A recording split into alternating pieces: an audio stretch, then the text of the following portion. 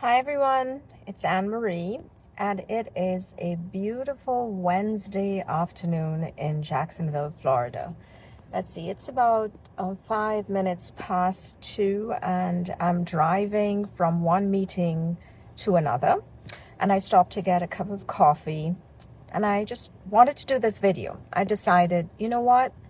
I feel like I really need to do this video. Most times when I post a video, I talk about a lot of things that are dear to me, and they continue to be my love for the Lord, my friends, my family, the life lessons so far that I continue to gather along this journey. This video is a little bit different. And for my friends in the United States and those who are not from Trinidad and Tobago, you probably cannot relate to this. So this one is specifically geared to my Trinidad and Tobago brothers and sisters, those living in TNT and those living abroad. And this is about the disturbing comments made by the former Prime Minister of Trinidad and Tobago, Keith Rowley. So when I heard it yesterday, and I'm not going to go into the details because I'm not even going to refer to that controversial name that he named our current Prime Minister. I'm not even going to say the name because it makes me feel so gross and so icky inside.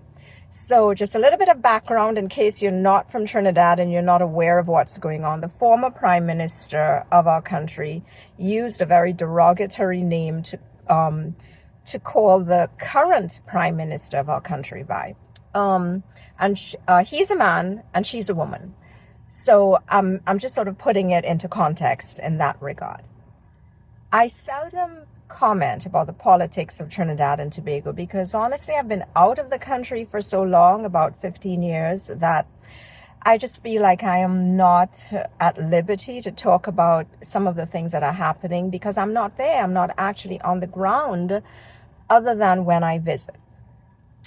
This past year, though, has been a little bit different because I've been back and forth with my parents and just the constant traveling.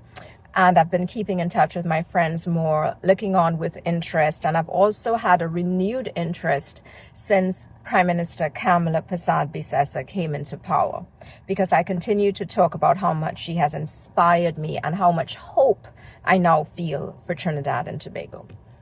So going back to what Keith Rowley said about the Prime Minister and the name that he called her by, the name you called her by, Keith Rowley, I am so disgusted and disappointed in you. So disgusted. You have a wife, and I believe you have daughters or a daughter. I don't really know. I never really paid that much attention to your life because honestly, I was not interested. How dare you refer to our honorable Prime Minister, a woman who continues to do so much for Trinidad and Tobago and who inspires so many people and so many women. You, of all people, has the audacity to call her by that name? She stood up in Parliament, and when I heard her statement, and when she said Balize House was built on drug money, I thought, finally, somebody has the courage to call a spade a spade. And wherever your statements are coming from and whatever motivated you to call her by that name, okay, it's politics. But you could have taken a different route. You did not have to use that term, a derogatory term, to put down the Prime Minister. Fight politically. Fight using facts. Defend the statement if you need to defend it. But don't go about calling another female who so many others admire by that derogatory name. And yeah, going back to the point, you have a wife and you probably have daughters. That is so demeaning to them. How do they feel? And I honestly, I look at Mrs. Rowley. I've looked at her and, I admire how she carries herself. And I honestly feel sorry for her. I feel sorry that she has you as her husband and you demean women like this. Who knows what you say and how you behave in your private life? So I'm speaking as a woman in from Trinidad and Tobago living abroad, as a woman who looks up to other women and men too. And I want to say how much I admire, once again, Kamala Persad-Bissessar, and how much I detest what you said about her. I'm sure there are other people who are voicing their opinions. I've seen it all on social media, and I doubt that the Honorable Prime Minister needs us to defend her anyway. But I just had to express how I feel. And to the women who support this man called Keith Rowley, and even to the men, shame on you. The ones who talk about he's the best Prime Minister Trinidad ever had. Excuse me? For years, I did not want to visit Trinidad because I felt so scared and so ashamed of what that country was becoming, my homeland. And now for the first time, I feel hope.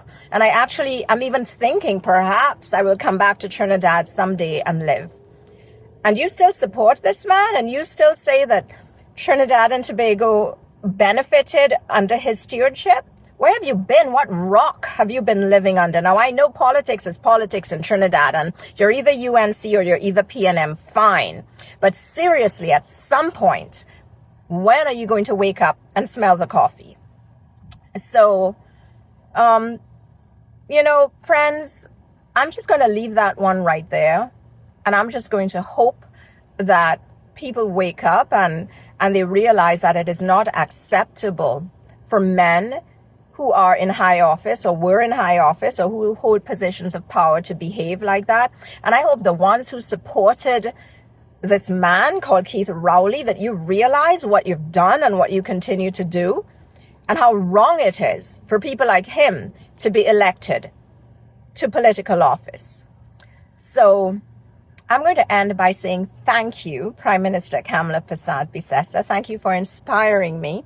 Thank you for showing me that, you know what, anything is possible. And as I say, it's all possible only because of Jesus Christ. I can do all things through Christ who strengthens me. It's not about me. I can do nothing by myself. So God bless you, everyone. And I hope that somewhere, somehow, Keith Rowley realizes what he's done. And my heart goes out to his wife. Thank you for listening. Bye.